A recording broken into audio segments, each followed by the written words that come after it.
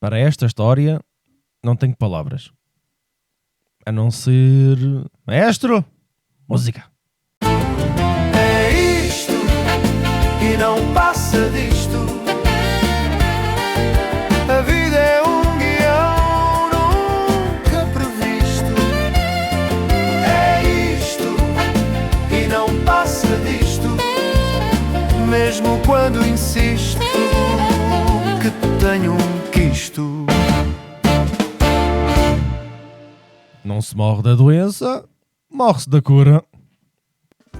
Era 6 de julho de 2013. O dia estava a correr normalmente no Aeroporto Internacional de São Francisco, nos Estados Unidos.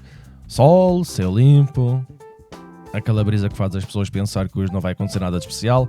E foi precisamente nesse momento que o voo Asiana Airlines 214 decidiu aproximar-se da pista, como quem sabe o que está a fazer, mas não sabe. Os pilotos vinham de um voo longo desde a Coreia do Sul, cansados e aparentemente com uma relação com a aterragem manual igualíssima àquela que eu tenho com a matemática. Respeito, medo e zero prática.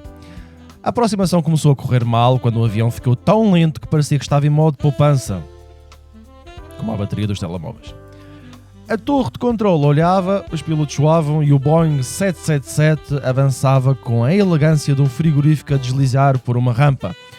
Quando finalmente perceberam que a coisa estava feia, tentaram arremeter, só que já era tarde demais. A cauda do avião bateu antes da pista e o avião desfez parcialmente, como se tivesse decidido desmontar-se para poupar trabalho aos investigadores. O impacto foi brutal, mas o caos que se seguiu conseguiu ser ainda mais absurdo do que isto. Portanto, imaginemos, fogo, fumo, passageiros a sair como podiam, gritos, confusão, e no meio disto tudo, 3 jovens chineses que vinham para um acampamento de verão viram a sua vida mudar de forma trágica. 2 morreram no impacto e a terceira, a Wei Mengguan, foi projetada para fora do avião e ficou no solo viva, mas inconsciente. E aqui entra a parte da história que parece que foi escrita por alguém do humor negro. Ok? Portanto, preparem-se porque isto vai ser parvoíce pura. Os bombeiros chegaram rapidamente, começaram a apagar o fogo e a espalhar espuma por todo o lado. A espuma era tanta que parecia que alguém tinha decidido transformar aquele invento num jacuzzi gigante. No meio dessa espuma, a Wei Meng ficou completamente invisível e enquanto os bombeiros tentavam controlar o incêndio, um dos caminhões passou por cima dela. Meu Deus. Ou seja, a jovem tinha sobrevivido ao acidente aéreo, mas não ao resgate. Quando o relatório oficial saiu, confirmou aquilo que ninguém queria acreditar. A Wei Meng estava viva antes de ser atropelada. O corpo de bombeiros pediu desculpa, vá lá. Quando lidamos com pessoas educadas, é outra coisa, não é? Pediram desculpa. A cidade ficou em choque e o mundo inteiro ficou a pensar como é que uma tragédia destas podia ter acontecido. E eu, sinceramente, imagino o momento em que o chefe dos bombeiros recebeu o relatório. Deve ter sido aquele instante em que a alma sai do corpo, dá uma volta ao quarteirão e volta só para dizer: olha, good luck, para explicares isso às pessoas. Os processos judiciais começaram, as investigações aprofundaram cada detalhe e a conclusão foi clara. O acidente foi causado por erro humano, neste caso, por parte dos pilotos.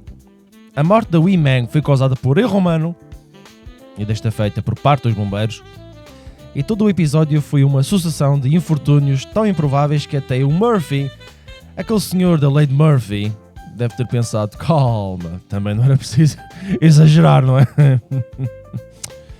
E se há algo nesta história que nos ensina algo, é que a vida é imprevisível, a realidade supera sempre o absurdo e, acima de tudo, nunca subestime o poder destrutivo de um caminhão de bombeiros com pressa.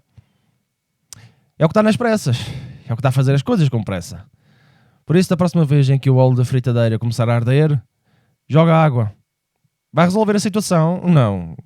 Até vai piorar. Mas ao menos tens com que entreter durante a tarde. Ou nos dias que se seguem. Se ainda tiveres casa. Meu Deus. É isto e não passa disto.